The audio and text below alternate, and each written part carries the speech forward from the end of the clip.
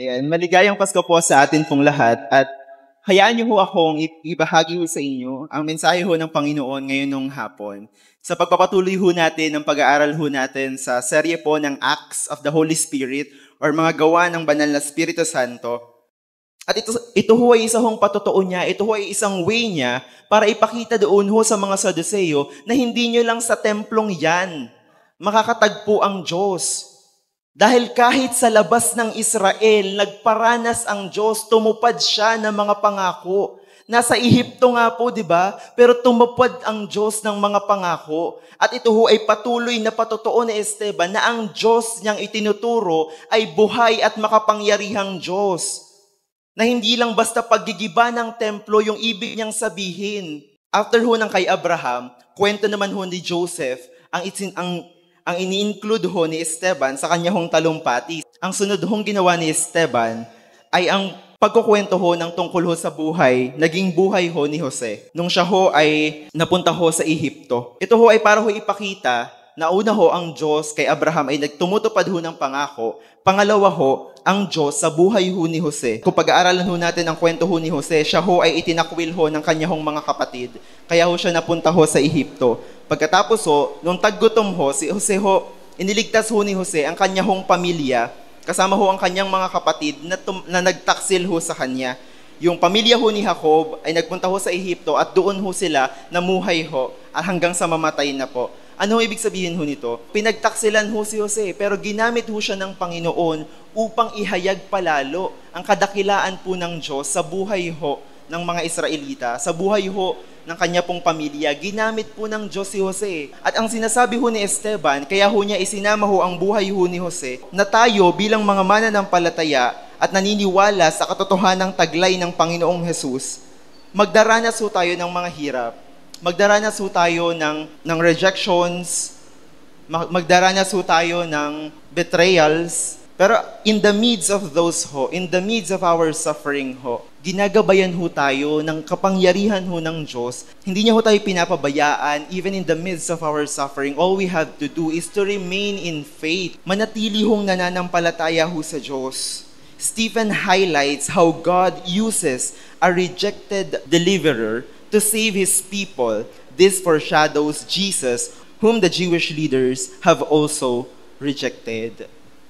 Sa pagsama ho niya ng buhay ni Jose sa kanya hong talumpati, ipinakita niya ho na nung ang Panginoong Jesus ho ay nangangaral ho ng salita ng Diyos at gumagawa ho ng mga himala, hindi rin naman ho pinaniwalaan ng Diyos.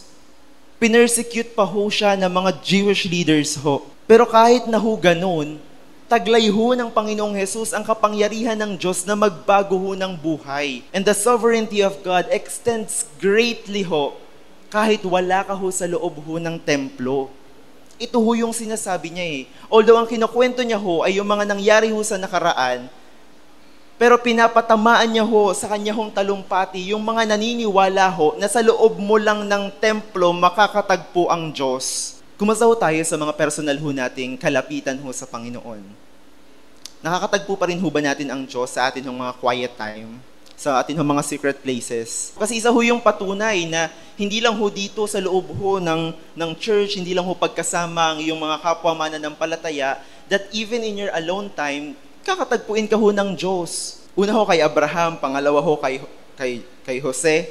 Ngayon, ipagpatuloy ho natin. Pangatlo ho ay kay Moises naman. Ang kwento naman ho ni Moises, nung siya ho ay, alam naman ho natin, ang kwento po ni Moises, mula ng kanyang pagkasilang, nung sinilang ho siya, madami na hong Israelita ang nasa Ehipto. Kaya ho nung dumami ang mga Israelita, inalipin na ho sila ng bayan hong Ehipto. At ngayon, nung si Moises ho ay pinanganak, ipinapapatay na ho ng paraon ang mga batang lalaki ho na isinisilang.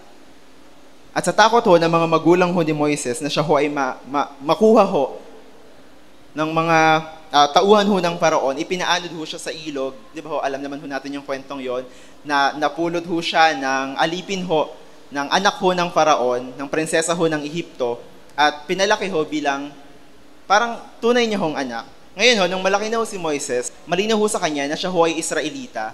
At nung may nakita ho siyang isa hong Ehipsyo na nang aalipin ho or inaapi ho yung isa hong Israelita, napatay niya ho yun. Sabay ho ng panahon hong iyon, mayroon naman hong dalawang Israelitang nag-aaway. Ngayon, nung inawat ho niya, akala niya ho ay kakatigan ho siya ng mga Israelita dahil kababayan niyo ho yun. Pero ang sabi ho nung isa sa kanya, papatayin mo rin ba ako kagaya ng ginawa mo doon sa Ehipsyo? At the very beginning ho, ng pagmamalasakit ho ni Moises sa kanya hong bayan, nireject ho siya ng mga kapwa niya Israelita. Na ang nakita ho nila ay yung pagpatay ho ni Moises, alang-alang naman ho sa pagtatanggol sa kapwa niya ho Israelita. Kaya ho nung sinabi ho yun sa kanya, siya ho'y umalis ho, nanirahan ho siya sa Midian, at nang si Moises po ay 40 taon na, naisipan niya hong dumalaw ulit sa Ehipto para ho tingnan ang kanyang mga kababayan. At nakita niya ho, nagrabe na ho ang pang-alipin ho ng mga Ehipsyo sa mga Israelita. And the story goes on ho, na kinausap ho siya ng Diyos sa pamamagitan ho ng burning bush, na gagamitin ng Diyos ang buhay ni Moises upang alisin ang pagkaalipin ng mga Israelita doon ho sa Ehipto. Isinama ho ni Esteban ho, ang talumpati niya ho tungkol ho dito, na gumagamit ho ang Diyos ng mga buhay even if you are rejected by the people. Stephen traces Moses' life, showing how God used him to deliver Israel from Egypt. Yet, Israel repeatedly rejected Moses just as they now rejected Jesus. The people's rejection of Moses foreshadows humanity's natural resistance to God, God's chosen deliverer. Ang buhay ni Moises ay ginamit ni Esteban upang ipakilala ho o patotohanan ho na tayo hong mga tao ay kagaya rin ho ng mga Israelita. Dahil pagkalaya naman ho ng mga Israelita sa Ehipto, puro pa rin ho sila reklamo ho kay Moises. Di ba ho, bago ho sila tumawid sa dagat na pula, ano hong sinasabi nila kay Moises? Dinala mo lang ba kami dito para kami patayin? Pero ano hong ginawa ng Diyos? Hinati ho ang dagat, nakatakas ho sila sa Ehipto. Nung nasa ilang na ho sila, wala hong pagkain, wala hong tubig. Reklamo pa rin ho ang mga Israelita. At lahat ho, ibine-blame ho nila kay Moises. Kasi ho, si Moises ho, yung ginamit ho ng Diyos at nagmalasakit ho para ho sa kanila, para ho sila ay may alis ho sa Ehipto. Ngayon, ang sinasabi ho ni Esteban, kaya niya ho ginamit ang buhay ni Moises, sinasabihan niya ho, yung mga tao ho, na kayong mga tao, na tayong mga tao, sa kabila ng kagandahang loob na ginawa ng Diyos, paulit-ulit natin siyang nire-reject. Sa kabila ho ng mga himala na ipinakita na ng Diyos sa kanila, sa kabila ho ng mga pagkilos ho na ipinakita ho ng Diyos sa kanila, sa kabila ho ng kagandahang loob ho ng Diyos na ipinakita ho ng Diyos sa kanila, nire-reject pa rin ho nila ang katotohanan ho ng Panginoong Jesus. Ano ang sabi ng mga false witnesses ho? Sabi ho nila, sinasabi nitong si Esteban na itong si Jesus na taga Nazaret, ang Panginoong Jesus ho ay Diyos. Yan ho ang itinuturo nila Esteban. At yun ho ang hindi ho makita ng mga Saduceo dahil they still believe na paanong mangyayari yun sa loob lang ng templo matatagpuan ang Diyos. Sa loob lang ng templo, kakatagpuin ka ng Diyos. Yun ho ang kanilang paniniwala. That is why they continually rejected Jesus. And at the same time, rejected those that talks about His glory. And most of the time, ganyan ho tayo. When we face persecutions, pag dumaan ho tayo din sa sufferings, ang una ho natin kino-question ay yung pangako ho ng Diyos sa atin hong buhay. Nag-pray tayo sa Panginoon at ang ibinigay ho niya sa atin ay mga pangako ho. Sa kahit anuman hong aspeto ho ng atin hong buhay. Pero pag dumaan na ho tayo dun sa hirap, ang una ho nating kinakalimutan ay yung pangako ho ng Diyos. Ang una ho nating kinakalimutan ay yung katotohanan hong taglay ho ng Diyos. Ang hirap ho kasi sa atin, alam lang ho natin na ang Panginoong Jesus ay Diyos. Dahil ho itinuro ho iyon sa atin. Pero pagdating na ho sa applications ho sa atin hong buhay, hindi ho natin maalala na ang Diyos ay makapangyarihang Diyos. Na si Jesus ay makapangyarihang Diyos. Na siya ang Diyos na naglabas sa mga Israelita sa Ehipto. Siya ang Diyos na humati ng dagat na pula, na siya ang Diyos na gumamit ng buhay ni Joseph. Siya ang Diyos na tumawag kay Abraham upang pumunta doon sa lupang ituturo sa kanya. And He is the same God na sinasambaho natin ngayon. Siya ang Panginoong Jesus na nakita ng mga taong namuhay ng kasama natin at gumawa ho ng maraming himala. And yet after those miracles, nang mamatay, ilibing at muling mabuhay ho ang Panginoong Jesus, nakalimutan na ho ng mga tao that Jesus is God and He is the only one that conquers the grave. Siya lang ho ang kaisa-isang hindi ho na ikulong ng kamatayan. Because the power of God extends greatly na hindi ho natin kayang sukatin. That even death was conquered. Pag dumadaan ho ba tayo sa mga pagsubok natin sa buhay, can we still cling dun ho sa katotohanan na yon? Can we still cling dun ho sa kapangyarihan ho ng Diyos? O ang nakikita na lang ho natin ay yung hirap ho na pinagdaraanan ho natin. You forgot the promises that God has given you. You forgot that God promised you na dinala ka ng Diyos sa lugar na yan. Dinala ka ng Diyos sa lugar na ito and He will see you through. Village, don't forget that na ang Diyos ho natin ay Diyos ho nung unang panahon at nananatiling Diyos magpahanggang sa ngayon at hanggang sa katapusan ho ng panahon. Siya ho ay Diyos. Ito ho ang gusto hong sabihin ho ni Esteban. Pero dahil hindi nga ho sila nakikinig sa ganoon hong turo, ginamit niya ho ang kwento ho ng atin hong mga ninuno. Ang kwento ho nila Abraham, nila Jose, nila Moises, ginamit ho ni Esteban sa kanya hong talumpati upang sabihin sa mga tao, sabihin doon sa Sanhedrin na si Jesus yung Diyos noon, nagkatawang tao na muhay kasama natin. And He is the same God that you continually reject. Yan ho yung gustong sabihin ho ni Esteban sa paggamit niya ho ng buhay ng ating mga ninuno. At tayo ho, bilang alam ho natin yung mga kwentong to, wag hong manatiling content lang sa atin hong isip yan.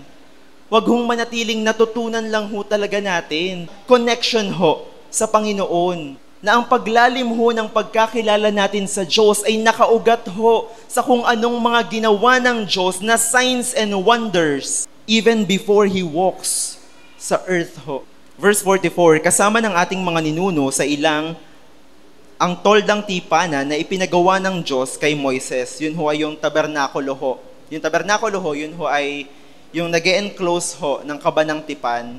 Ginawa ho yun ng mga Israelita habang sila ho ay nasa ilang. At sa paglalakbay ho nila patungo ho sa lupang pangako, doon ho nila nakakatagpo ang Diyos, doon ho sila nag-aalay ho sa Panginoon.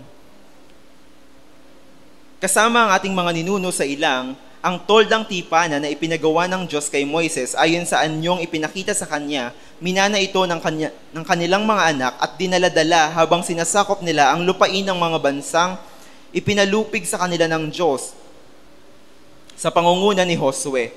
Ito'y nanatili roon hanggang sa kapanahunan ni David. Kinalugdan ng Diyos si David at humingi ito ng pahintulot na magtayo ng tahanang para sa Diyos ng Israel. Ngunit si Solomon na ang nagtayo ng tahanang iyon. Gayunman, ang kataas-taasang Diyos ay hindi nanirahan sa bahay na ginawa ng tao. Sabi ng mga propeta, ang langit ang aking trono, sabi ng Panginoon, at ang lupa ang aking tungtungan. Anong uri ng bahay ang itatayo ninyo para sa akin o anong lugar ang pagpapahingahan ko? Hindi ba't ako ang gumawa ng lahat ng ito? Di ba po? Dito ho dinibunk ni Esteban ng buong buo yung mga tao ho dun sa Sanhedrin. Dahil nga ho ang sinasabi ho nila, ang sinabi ho ng mga false witnesses, itong si Esteban nangangaral yan, nasisirain daw ni Jesus ang templo. Tapos papalitan daw yung mga kautosan ni Moises. Yun yung sabi ng mga false witnesses. At bilang patotoo ho ni Esteban na ang templo ho ay hindi ang tahanan ng Diyos. Di ba ho? Ginamit niya ho yung tabernakulo ho at ang templo bilang example ho na hindi ho na-enclose sa isang lugar lang ang Diyos. Sabihin nyo nga ho, omnipresent. God is omnipresent. Sumasa lahat ho siya ng dako. Kahit nasaan ka hong parte ng mundo, ng universe, nandun ho ang Diyos. At kahit saang lugar ho, makakatagpo mo ho ang Diyos. Sabi nga ho ng verse 49, ito ho ay sinasabi ng Diyos sa mga propeta, ang langit ang aking trono, sabi ng Panginoon.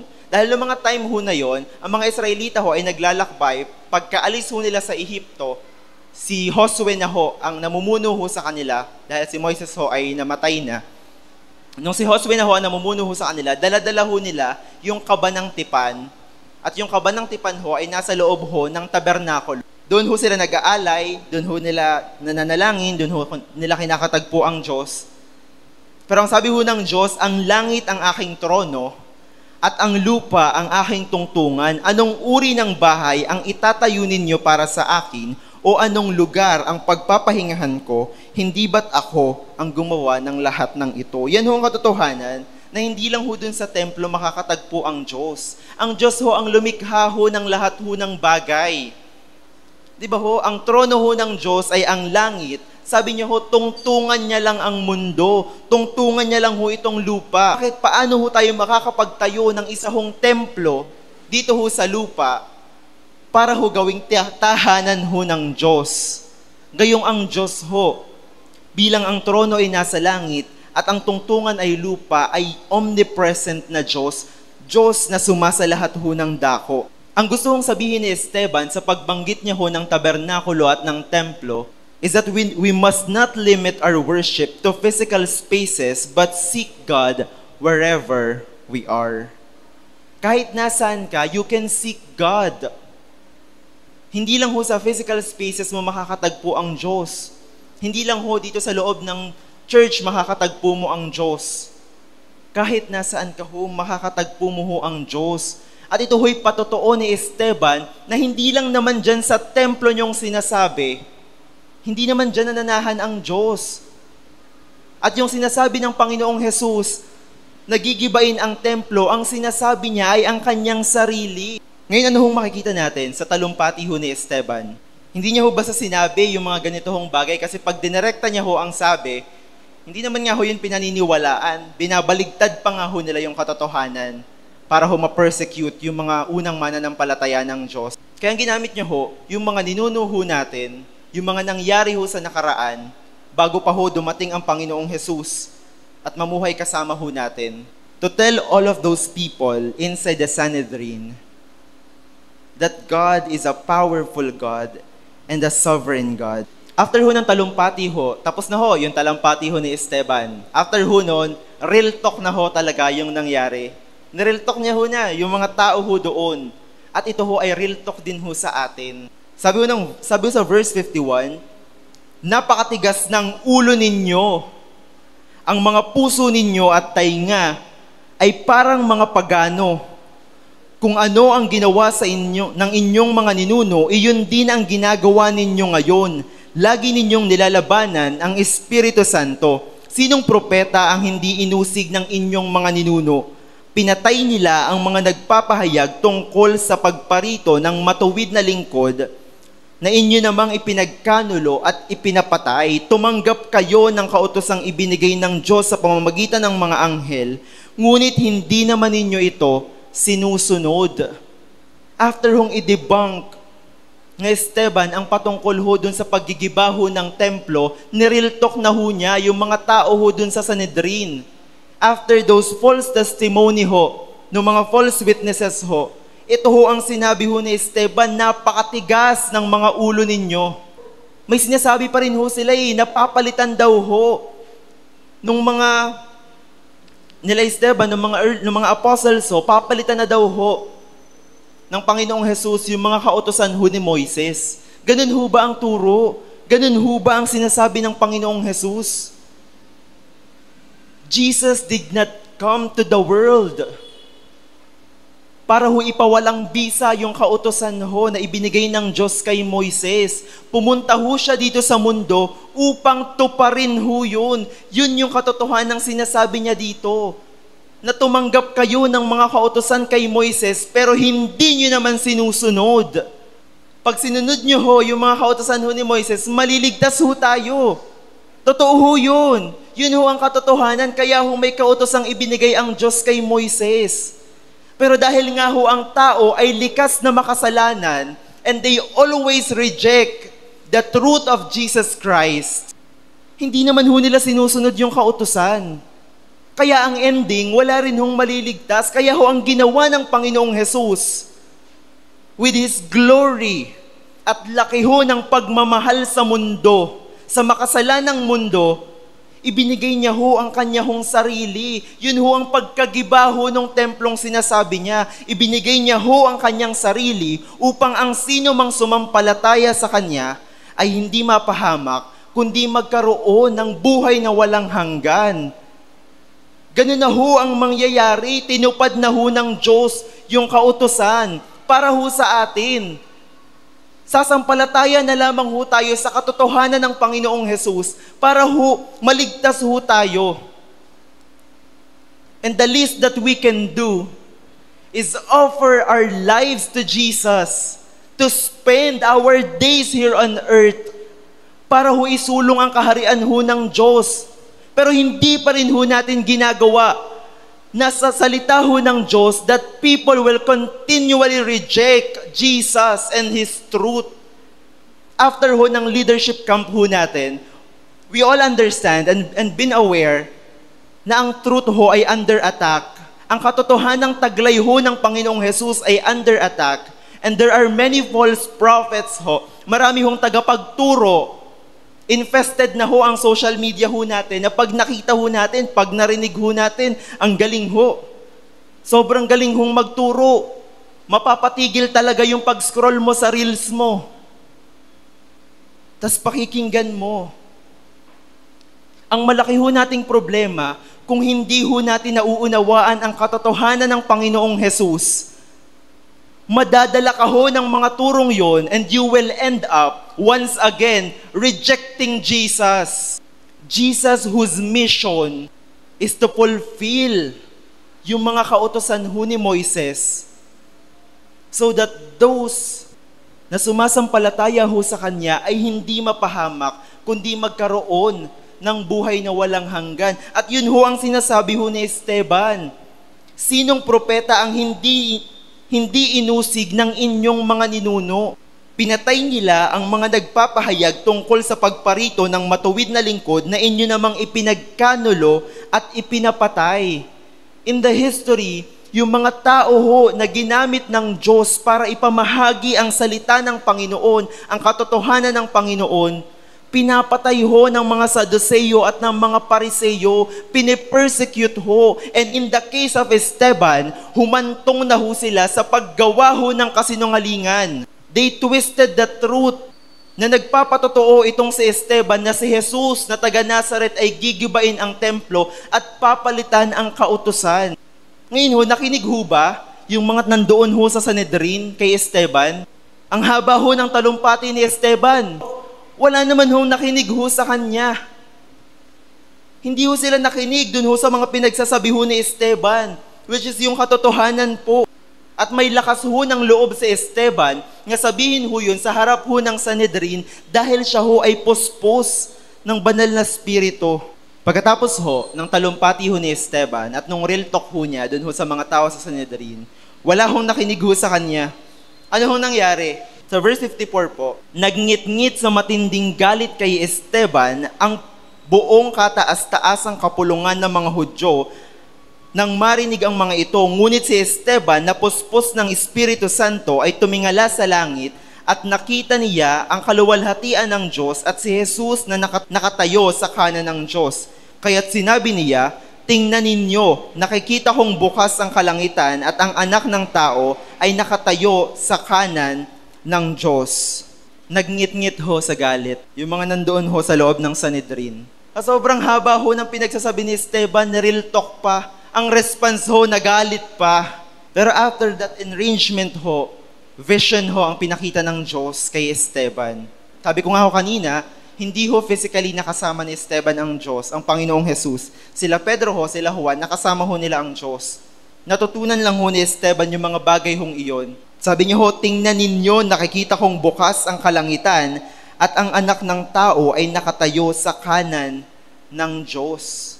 This vision of Stephen of Christ standing signifies the Lord's active role as an advocate for His servant ready to receive him into glory. Sa kalagitnaan ho ng pagngingit-ngit ho sa galit ng mga nandoon ho sa Sanhedrin, ang Diyos ho ay nagpakita ho ng vision kay Esteban na ang Diyos ay nakatayo, na si Jesus ho, ang anak ng tao ay nakatayo ho sa kanan ng Diyos, proving greatly na ang mga tao hong tinawag at ginamit ho ng Diyos will always be advocated by God to receive His glory.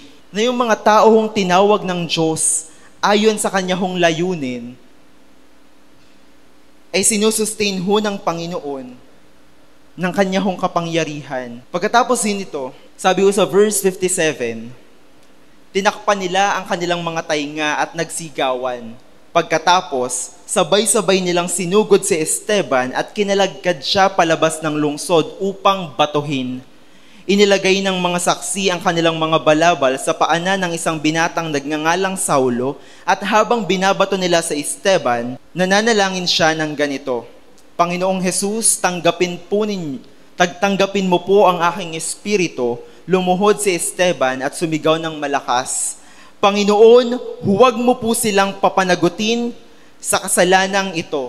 At pagkasabi nito, siya'y namatay. Pinatay ho nila si Esteban. After ho ng mahabang talumpati ho ni Esteban, na kung maririnig ho natin yon, mapapaisip ho talaga tayo. Na o nga no, yung Diyos nga nila Moises, nila Abraham, nila Jose, si Jesus yun eh. Nagkatawang tao yun. Nakita natin yung mga himalang ginawa niya. Hindi ho yan yung naging response ng mga Sadduceo at Pariseo doon. Ang naging response ho nila ay galit ho. Dahil sa pagsasabi ho ni Esteban ng mga bagay ho na yon, na-trigger niya ho ulit ang authority ho ng Jewish ruling council. Kaya ho, kinuha ho nila si Esteban, pinagbabato ho hanggang sa siya ay mamatay. At hanggang sa kamatayan ho ni Esteban, he revealed the glory of God. He revealed kung ano hong ginawa ng mga taong to nung ang Panginoong Jesus ho ay ipinako nila sa krus. Ang sabi ho ni Esteban, Panginoong Jesus, tanggapin mo po ang aking espiritu. Kung babasahin ho natin sa aklat ho ng Lucas, chapter 23, verse 46. Sumigaw ng malakas si Jesus, Ama, sa mga kaaway mo'y ipinagkatiwala, sa mga kamay mo'y ipinagkakatiwala ko ang aking espiritu, at pagkatapos nito, nalagot ang kanyang hininga. Ang Panginoong Jesus huto nung siya'y nakapako sa krus, Esteban said just the same thing. Na Panginoon, tanggapin niyo ho ang aking espiritu. Yun ho ang isinabi ni Esteban. And Jesus, nung siya ho ay nakapako sa krus, Ama, sa mga kamay mo'y ipinagkakatiwala ko ang aking espiritu. Yung sinabi ho ni Esteban, foreshadowed kung ano hong ginawa ng mga taong yun sa Panginoong Jesus. Ang kaibahan nga ho, pinako ang Panginoong Jesus, si Esteban ho ay pinagbabato, pero parehas ho siyang pinatay in the name of proclaiming the glory of God. And even in death, pinapatotoohan ho ni Esteban ang katotohanan ng Panginoong Jesus. Ano po hong sabi doon? Lumuhod si Esteban, verse 60 po, lumuhod si Esteban at sumigaw ng malakas, Panginoon, huwag mo po silang pananagutin sa kasalanang ito. Sa Lucas chapter 23, verse 34, sinabi ni Jesus, Ama, patawarin mo sila sapagkat hindi nila nalalaman ang kanilang ginagawa. Even in death, Esteban, kaparehas ho ng Panginoong Jesus, showed love to those people na Panginoon, hindi ho nila nalalaman ang kanilang ginagawa. Huwag mo ho silang papanagutin sa ginagawa ho nilang ito. Even in death ho, ang ipinapakita ho ni Esteban sa kanya hong buhay ay ang katotohanan hong ipinakita ho ng Panginoong Jesus nang siya ho ay mapako ho sa krus. That after persecution from the Sadducees and Pharisees, ang counter-persecution ho na ginawa ho ni Esteban ay ipakita ho sa mga ito na buhay ang Panginoong Jesus and He is the God that gives His glory, shined His glory to Stephen. Tayo ho, hindi pa naman ho tayo dinudugo sa pangangaral ho ng salita ng Diyos. Hindi pa ho tayo dinudugo sa pag-share ho ng katotohanan ng Panginoong Jesus. At mas kailangan ho nating ibahagi ho ang katotohanan ng Panginoong Jesus now that we know that the truth of Christ is under attack. And the truth is under attack because we don't share it. Kasi baka tumigil na tayo sa pangangaral ho ng salita ng Diyos, sa pag-share ho ng katotohanan ng Panginoong Jesus. Hindi ho ito tungkulin lamang ng pastor. Hindi lang ho ito tungkulin lamang ng mga Bible study leaders. It is everyone's responsibility. Those ho na kumilala sa Panginoong Jesus has that burden and responsibility na ipakilala din ho sila sa iba. Huwag ho tayong makontento na tayo-tayo na lang ho ang nagkikita every Sunday. Hindi naman ho tayo nananawa sa isa't isa, pero mahalaga ho na naipakikilala ho natin ang Panginoong Jesus sa iba. Dahil yan ho ang misyon na ibinigay ho sa atin ng Diyos. At katuparan ho that you have to love your neighbor as yourselves.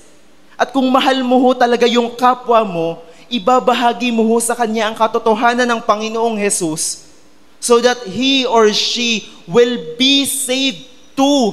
Hindi naman ho tayo papatayin o pagbababatuhin ho pag nag-share ho tayo sa pangalan ng Panginoong Jesus. Village, ang lakbayin ho natin ay unashamed. Ang tanong ho sa atin, naging unashamed ho ba tayo ngayong 2024? O nandun pa rin ho tayo sa face na grabe ka na 2024? Na masyado na ho tayong naapektuhan ng mga nangyayari ho sa mundo. Masyado ho tayong affected sa mga nangyayari ho sa mundo, sa mga problema ho ng mundo. And yet, yung Diyos ho, na nagbago ho ng mundo, hindi ho natin maibahagi. If we want to change the world, we have to share the one that changed the world 360 degrees.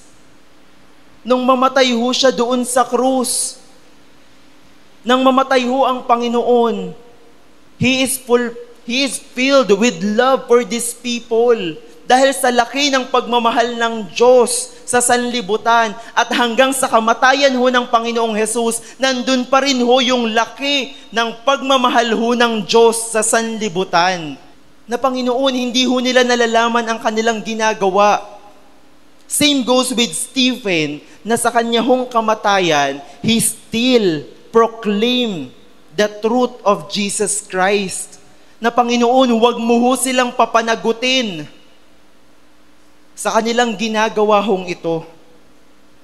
Again, hindi pa ho tayo dinudugo, maging unashamed ho tayo.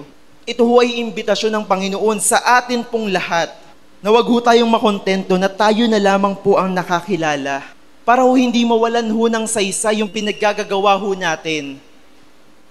Hindi ho mawalan ng saysay yung mga natututunan ho natin dito sa church, para ho hindi mawalan ng kabuluhan yung mga naunawaan ho nating katotohanan ng Panginoong Jesus.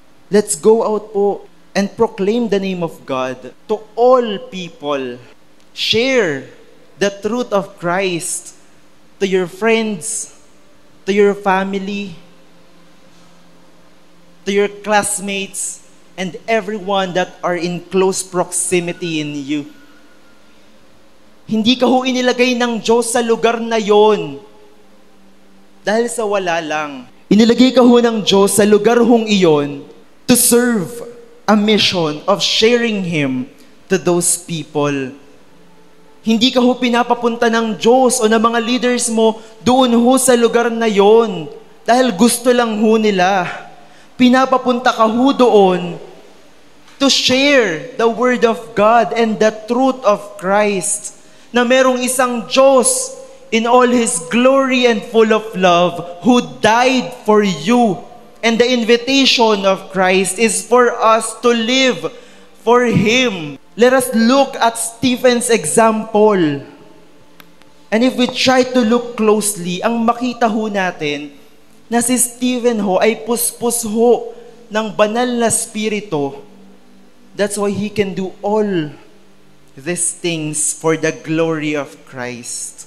It is not Stephen that gave him the word para ho magsabi yung mga talumpati niya. It is not Stephen that uttered those counter-persecution Nasabi niya ho ang mga bagay na yon dahil ho siya'y puspos ng Espiritu Santo at siya ho ay nakaugat sa salita po ng Panginoon. It is not Stephen who died after being stoned. It is because he is infilled with the Holy Spirit. Kaya ho ito ay acts. Kaya ho ang pangalan ho ng book na ito ay mga gawa ng Espiritu Santo. Because all the while in our life, sa pagpapatuloy ho natin sa lakbayin at sa ministeryong ibinigay ho ng Diyos sa atin, it is not us, it is not Stephen, it is not Moses, it is not Abraham, it is not Joseph, it is the Holy Spirit, it is Jesus. Everything draw back to Jesus because He is the same God who did all of those things. And He kept on doing it even in the times of Stephen. And He will keep on doing it in the modern times until the day come that He return. Kaya ang imbitasyon ho sa atin ng Panginoon is that Christian life is a call to live and if necessary, to die for His glory of God.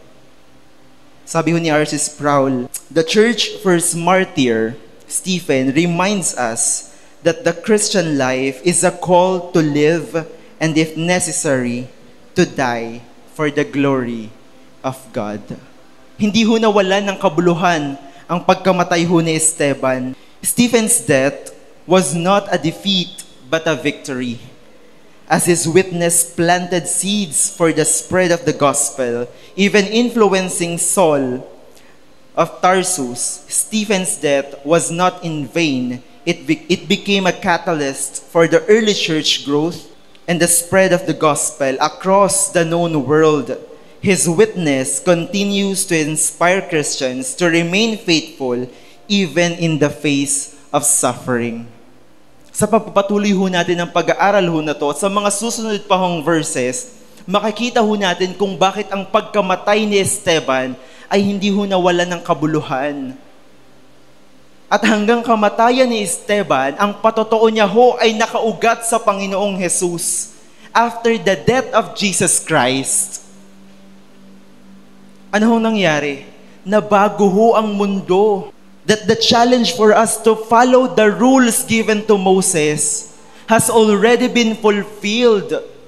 Binago ho ng Panginoong Jesus, ng kamatayan ng Panginoong Jesus, ang mundo 360 degrees.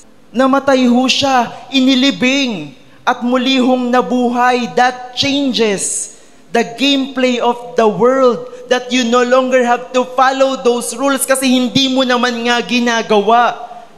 What you have to do is to worship Jesus, to own Him as your God and Savior, to let His Holy Spirit flow, and let His power allow us to do things beyond our capacity as human beings, as followers of the way. We people are limited. We cannot do anything if we are apart from God. But God Himself can do everything only after we surrendered our life and use our life just like Stephen to proclaim His glory. And just by saying that Jesus' death changed the world, Stephen's death also changed the way that the early church is growing. Because after his death, there comes Paul. At yun ho ay pag-aaralan ho natin sa susunod ho. Kaya hindi pa naman ho tayo pinagbababato sa pag-share ho ng Panginoong Jesus. We have all the opportunity to do that. Some people might say na hindi naman ako public speaker, introvert naman ako, hindi ko kayang i-share ang Panginoong Jesus. Village, the invitation of God to be unashamed, does it only lie for us to speak about Him. Ang pamumuhay ho ng naaayon sa salita ng Panginoon at nakikita ho ng mga tao hong nakakasama ho natin is enough testimony to proclaim the glory of God. Ang makita ho sa ating pamumuhay ang Panginoong Jesus, ang may reflect ho natin sa ating pamumuhay, ang pag-ibig ng Panginoong Jesus is just enough to be unashamed. Hindi ho kung ano-anong pinaggagawa ho natin sa buhay ho natin.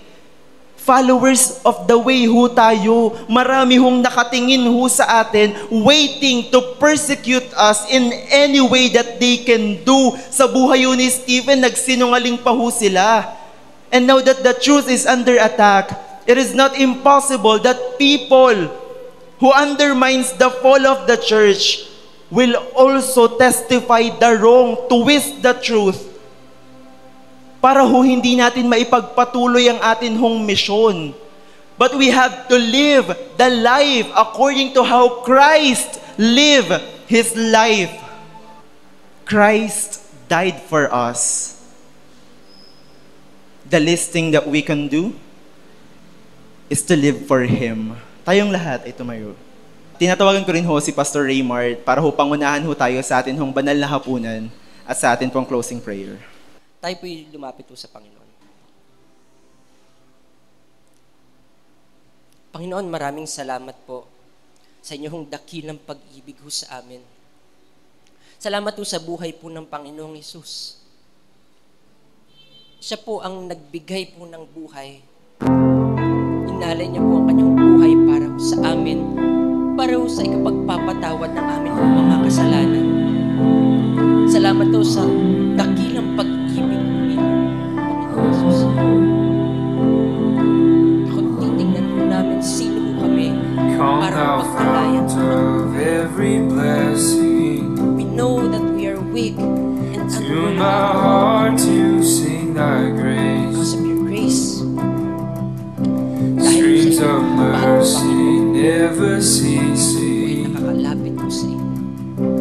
Call for songs of loudest praise. Nakakasamba at nakakapaglingkod sa pamamagitan. Teach me summer, Lord, you song it. Salamat po sa inyong ginawa sa puso. Flaming tongues above. Na hindi ka nagdalawang isip. Harinibigay Raise sa a amin mount, I'm fixed upon it. ang regalo, Mount of God's unchanging love. kaligtasan. Salamat po, Panginoon. Salamat po, Panginoon, sa inyong salita sa gabi po ito. Salamat po sa buhay po ni Stephen. Salamat po sa pagpapaalala po sa amin na kami, Diyos, ay tinawag po ninyo sa isang misyon na ipakilala ko kayo sa mga tao na wala pa hong tamang relasyon sa inyo, Panginoong Hesus.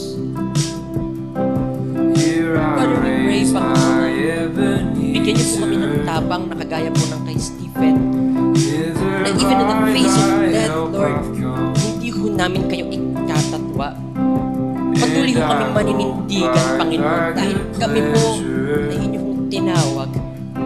Safely to arrive. Ilagay niyo po sa aming puso ang tapang, ang paninindigan po, Jesus Diyos, on me when na a ibahagi ka sa ibang tao. stranger.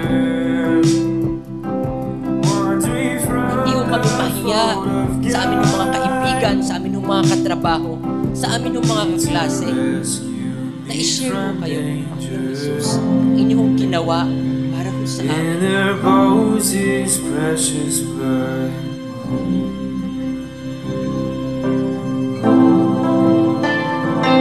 Salamat po, Panginoon, sa inyong mga salita. Salamat po sa inyong mga ibinibigay niyo sa amin as a church, Panginoon.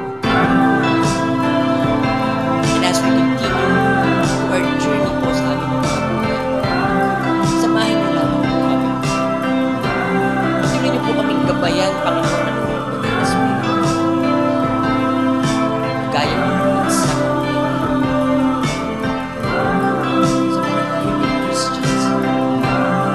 Pray, Panginoon, na maging kagamit-gamit din po kami, kagaya ng paggamit po ninyo sa mga naging tagasunod po ninyo. Oh, to Salamat po, praise Panginoon. how great a day. Salamat po sa gabi pong ito, O Diyos. Salamat po sa buhay Daily po ni I Marcel. constrain to Babahagi